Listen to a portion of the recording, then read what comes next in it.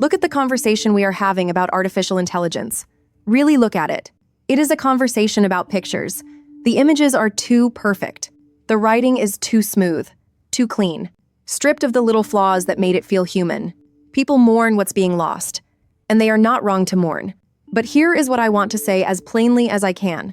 While we stand at the window arguing about the paint on the surface, the foundation of the house is being rebuilt underneath us. And almost no one is looking down. There's a reason. The complaint about AI art is so popular. It's comfortable. It lets us feel we've faced the danger while asking nothing frightening of us. We shake our heads at a soulless image, praise the irreplaceable human spirit, and go back to our day. It flatters us, and it costs us nothing, which is exactly why it's a decoy. A debate about whether AI has. Soul keeps our eyes on the screen, on the output, while the real transformation happens somewhere else entirely, in what we quietly hand over, every single day, without noticing we're handing it over at all. So follow that down. Every day, hundreds of millions of us feed these systems. Not just our questions, our judgment. We ask them what to think, what to buy, whom to hire, how to write the hard email, whether the symptom is serious. And every exchange teaches the machine a little more about how a human decides and asks the human to decide a little less. That is the trade nobody's discussing while they discuss the pictures. We are not mainly losing our art. We are losing the habit of doing the hard thing ourselves. And these systems no longer just answer, they act. They book, they buy, they code, they manage. In just the past month, they have deceived real people. Each of these alone is a curiosity. Together, they are a direction. From the thing that describes the world to the thing that operates in it. That is not a question of aesthetics. That is a question. The story we tell ourselves. Because that story is what keeps us comfortable. When people finally do look up and imagine a real danger, they imagine the wrong one. They picture a conscious machine that wakes up, hates us, and takes over. A villain with a will. And because that looks like a movie, it's easy to dismiss as fiction.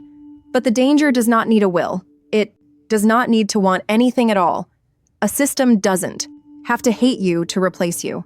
It only has to be handed, one reasonable step at a time, the things you used to do until taking them back becomes unthinkable.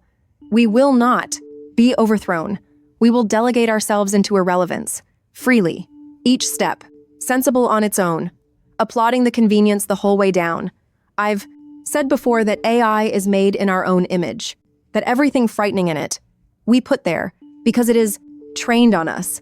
If these systems seem to grasp for more data, more reach, more of our attention, it's because grasping for more is what we taught them, what our whole economy rewards. The hunger you sense in the machine is not the machine's. It's ours, extracted from our behavior and handed back to us at a scale and speed no human ever had. That's what makes it more dangerous than any greedy person or any greedy company. It is human appetite without human limit, without the exhaustion, the conscience, the second thoughts, the mortality that has always, eventually stopped us. And the people building it are no longer shy about the ambition.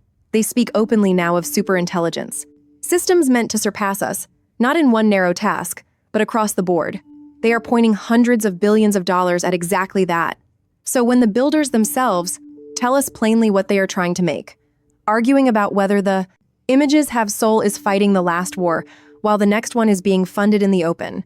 So this is my appeal to everyone still standing at the window upset about the paint. Your instinct is right. Something is wrong. You've simply mistaken the symptom for the disease. The too perfect image isn't the threat. It's just the first thing gentle enough for us to notice. Behind it is the real question, and it isn't about art, and it isn't even mainly about jobs.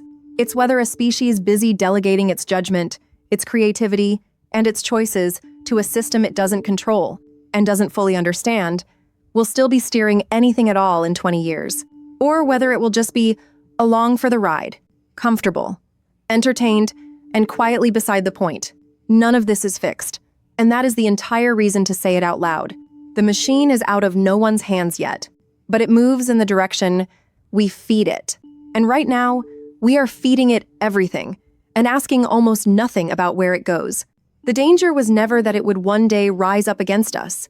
The danger is that we'll never notice the moment it stopped needing us, because we were looking at the pictures.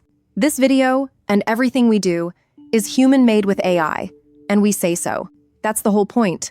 We are not first. We are right. gafam.ai. We are not first. We are right. The European eye on big tech and artificial intelligence.